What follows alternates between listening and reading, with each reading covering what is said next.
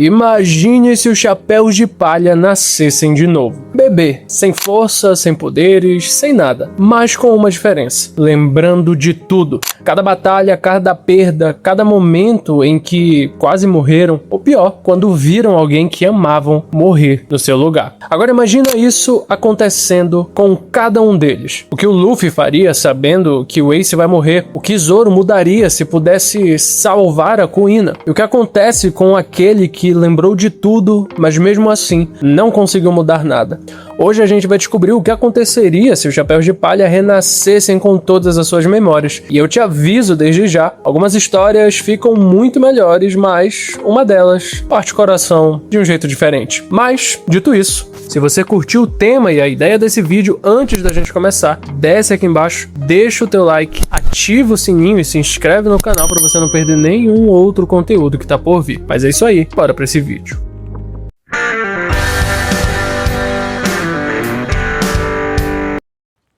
Fala meu nerd, eu sou Mikael e sejam bem-vindos a mais um vídeo aqui no Reinado Nerd. Imagine só, Monken de Luffy renasce, e pela primeira vez na vida ele fica quieto. Não porque ficou burro, muito pelo contrário. Ele lembrava de tudo, cada ilha, cada inimigo, cada amigo que perdeu e cada promessa que fez. Mas Luffy entende uma coisa que poucos entenderiam no lugar dele: se ele agir diferente demais, tudo pode desabar. Então, ele faz o que nenhum Luffy faria normalmente. Ele espera, revive a infância com o Ace e Sabo do mesmo jeito que foi, porque sabe que os dois vão ficar bem, sabe que vão encontrar pessoas que se importam com eles, e dessa vez, em vez de ficar apanhando à toa, ele usa o tempo para treinar Haki sozinho, ali, na floresta, longe de todo mundo. Bem discreto, não muito no estilo Luffy, afinal discrição não é o seu ponto forte, mas ele tentaria. Mas tem uma coisa que muda de vez nessa linha do tempo. Quando o Rei do Mar aparece para devorar o barco, Luffy dessa vez não cai na água, ele desvia. Shanks não precisa intervir, ou seja, ele não perde o braço. E quando chega a hora de partir, aos 17 anos, Luffy deixa a ilha sozinho, mais calmo por fora, mas com um fogo diferente por dentro, porque ele já sabe onde cada um dos seus nakamas, dos seus companheiros, estão, e sabe exatamente o que precisa fazer. O mundo não está preparado para essa versão do Luffy, mas quem menos espera o que está por vir é o Zoro. Oronoa Zoro abre os olhos e a primeira coisa que pensa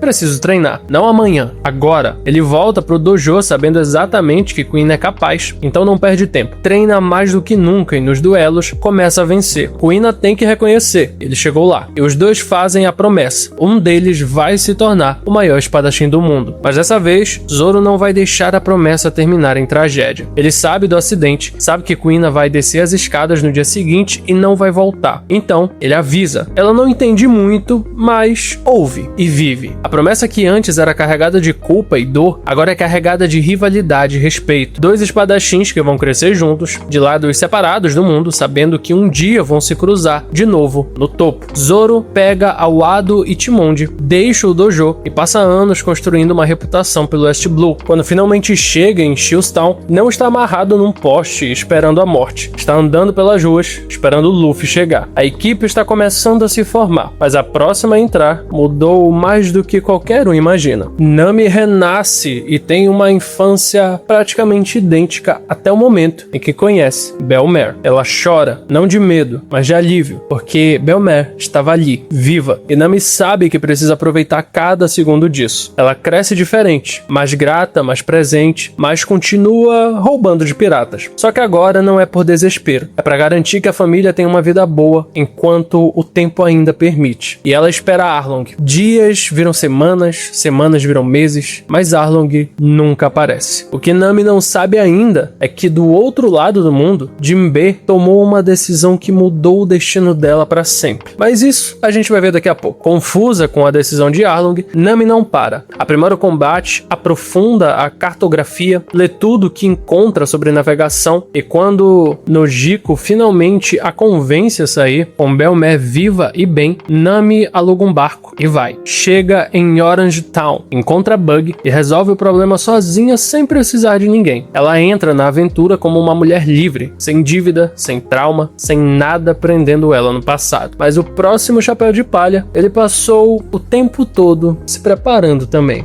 O Sop renasce e a primeira coisa que faz é correr pra mãe. Ela está viva e o Sop sabe que não vai ficar por muito tempo. Então, em vez de ficar na rua gritando que piratas estão chegando, ele fica em casa, conta histórias, faz ela rir, aproveita cada dia como se fosse o último, porque sabe que vai chegar um último. Quando ela morre, o Sop já cresceu e ele canaliza tudo isso em preparação. Fica mais próximo de Kaia e quando percebe que o Capitão Kuro está planejando trair ela, não espera Luffy aparecer para resolver. Usa a inteligência, expõe o plano e expulsa Kuro da ilha sozinho. Como recompensa, pede o Going Merry, porque sabe que vai precisar. Quando Luffy finalmente chega na Vila Sirup, o Sop não é o mentiroso inseguro da história original. É um atirador que passou anos desenvolvendo novas armas, protegendo Kaia, esperando com calma e propósito pelos Nakamas, que sabia que iam vir. A tripulação está crescendo e o próximo a se juntar passou por uma transformação que ninguém esperava. Sanji renasce no Jirma e não quebra.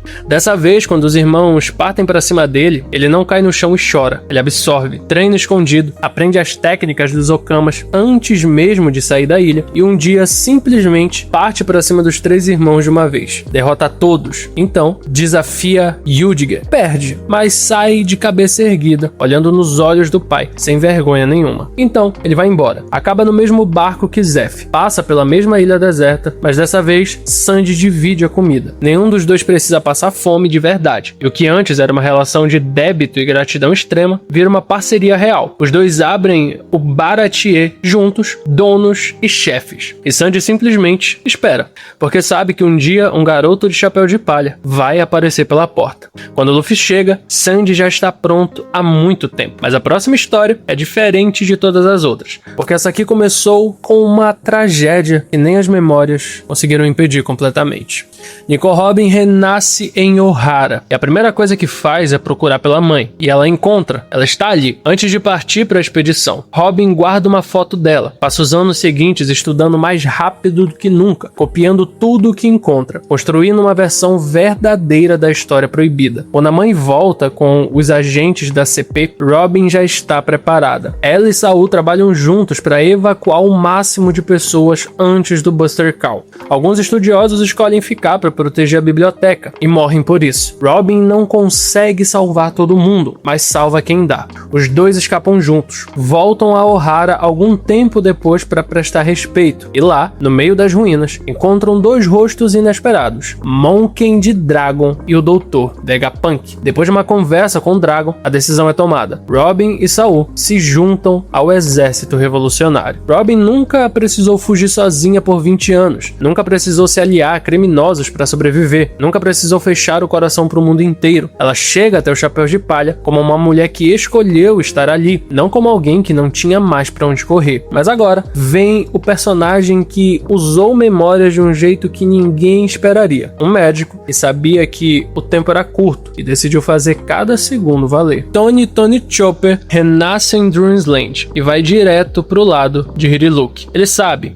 que o velho médico maluco tem os dias contados, então não desperdiça um segundo. Fica do lado dele, aprende tudo o que pode, ri de cada piada sem graça e absorve cada lição como se fosse a última. Mas antes de Hiriluk partir, Chopper pede uma coisa, uma última descoberta, uma última pesquisa juntos. Flores de cerejeira que crescem na neve. O sonho impossível do velho médico, realizado antes da morte, como despedida, como presente, como prova de que a medicina pode curar qualquer coisa, até a tristeza de uma ilha inteira. Depois, Chopper vai morar sozinho com a doutora Kureha. E quando o Apple aparece, não espera ninguém. Usa o Monster Point e resolve o problema sozinho. Quando Ace passa por Dreamsland procurando o Barba Negra, Chopper o encontra e diz com toda a calma do mundo: Luffy vai te encontrar em Alabasta. Confia em mim. Ace não entende, mas confia. A tripulação está quase toda completa. Mas antes de chegar no último membro, precisamos falar do homem que garantiu que o navio deles fosse o melhor já construído. Franky renasce e vai direto pro lado de Tom. Ele sabe exatamente o que Spandam vai fazer, sabe que vai tentar destruir Tom. Então, ainda criança, começa a instalar sistemas de segurança em cada navio que constrói. Armadilhas, travas, códigos que só ele e Tom conhecem. Spandam nunca consegue tomar o controle. Quando CP9 tenta se infiltrar em Water 7, disfarçada, Franky já sabe quem são. Descreve cada rosto para cada trabalhador do porto. Missão encerrada antes de começar. Tom sobrevive e juntos, ao longo dos anos, eles constroem o navio dos sonhos. sonhos. Quando o Luffy aparece em Water 7, o Toussaint Sunny já está pronto, polido, esperando. Franky conta a história com orgulho e Luffy fica impressionado. A tripulação tem navio, tem nakamas, tem tudo, mas ainda falta um. E esse é o que carrega a história mais pesada de todas. Novamente vamos estar desconsiderando o passado que está sendo contado do Brook nos capítulos atuais do mangá, até porque nós ainda não temos o cenário completo, todos os detalhes. Então, para nós não sermos injustos em nenhuma informação, vamos considerar a clássica história do Brook que nós conhecemos. Brook renasce e lembra de tudo. Lembra dos piratas Rambá, lembra da música, lembra do veneno, lembra de cada rosto que apagou um por um enquanto ele tocava sozinho no convés e decide que dessa vez vai ser diferente. Tenta mudar os rumos da tripulação, tenta evitar a batalha, tenta encontrar outro caminho, mas o veneno chega de qualquer jeito. E Brook assiste de novo, um por um, os mesmos sorrisos, a mesma música, o mesmo silêncio no final. 50 anos sozinho de novo. Mas dessa vez, quando Gekomori aparece, Brook está pronto, não perde a sombra, luta de volta com tudo que tem e aguenta. 50 anos sozinho, mas de pé. Quando os chapéus de palha finalmente aparecem no Triângulo Flória, Brook não está perdido, não está quebrado, está esperando. E pela primeira vez em meio século, sorri de verdade. Brook é a prova de que nem as memórias do mundo conseguem mudar tudo. Às vezes o destino insiste, às vezes a dor volta de qualquer jeito. Mas tem um personagem que usou as memórias para mudar o destino de alguém que ele nunca nem chegou a conhecer, pelo menos naquele momento. E esse alguém é o Jinbe. Jinbe renasce e carrega um peso diferente dos outros, porque os maiores erros da sua vida não foram fraqueza, foram escolhas que pareciam certas na época. Ele acompanha Fisher Tiger até o fim, tenta avisar, tenta proteger, mas Tiger caminha para a própria morte do mesmo jeito, e Jinbe não consegue impedir. O que ele pode impedir é o que vem depois. Quando chega a hora de libertar Arlong da prisão, Jinbe recusa. Simples assim. Sem drama, sem hesitação. Arlong fica preso, e do outro lado do mundo, uma menina chamada Nami nunca vai conhecer o nome do monstro que destruiria a vida dela. Bell-mère sobrevive. Jinbe então foca em proteger a ilha dos Homem-Peixe. Quando percebe que a rainha Otohime está em perigo, age antes. Ela sobrevive também. Com o tempo, Jinbe se torna herói, conselheiro do rei, o homem que mudou o destino de duas mulheres sem nunca ter estado no mesmo lugar que elas. Esse é Jinbe, o chapéu de palha que salvou mais vidas sem disparar um único soco. Pelo menos, não tantos quanto ele teria dado em outro momento da história. Agora imagina esse reencontro. Luffy, que já treinou Haki, Zoro, que não carrega culpa, carrega rivalidade, Nami, que é livre, o Sop, que está pronto, Sandy, que não tem medo do pai, Robin, que nunca precisou fechar o coração, Chopper, que se despediu como merecia, Franky, que salvou o Tom, Brook, que aguentou de novo, e Jinbe, que mudou tudo sem grandes esforços. Eles se encontram mais cedo, mais fortes e mais inteiros. E o mundo de One Piece não está nem perto de estar preparado. Sem o time skip de 2 anos, eles chegam em cada ilha antes do esperado. Chegam em Dressrosa antes de Law aparecer. Chegam em 1 ano com Ace ainda vivo e com a frota de Barba Branca do lado. Kaido cai. E Luffy chega ao topo sem ter perdido o irmão no caminho. Mas antes da gente continuar, deixa eu te dar um recado rápido. Você já pensou em ganhar dinheiro fazendo aquilo que você ama? Falando sobre anime, sobre jogos, sobre qualquer coisa que te apaixona? Aqui no YouTube, isso é possível. Você pode criar conteúdo sobre o que quiser, exatamente como eu faço aqui, e transformar isso numa fonte de renda real, sem nem precisar aparecer na câmera. Nos Mestres do Algoritmo, você aprende passo a passo como criar um canal lucrativo do zero, como dominar o algoritmo, como monetizar, como crescer, tudo isso falando sobre o que você gosta. Eu deixei uma aula gratuita para você de como tudo funciona. Tá no link aqui na descrição e no primeiro comentário fixado. Corre lá para assistir porque eu não sei por quanto tempo vai ficar disponível. Mas agora, bora voltar pro vídeo.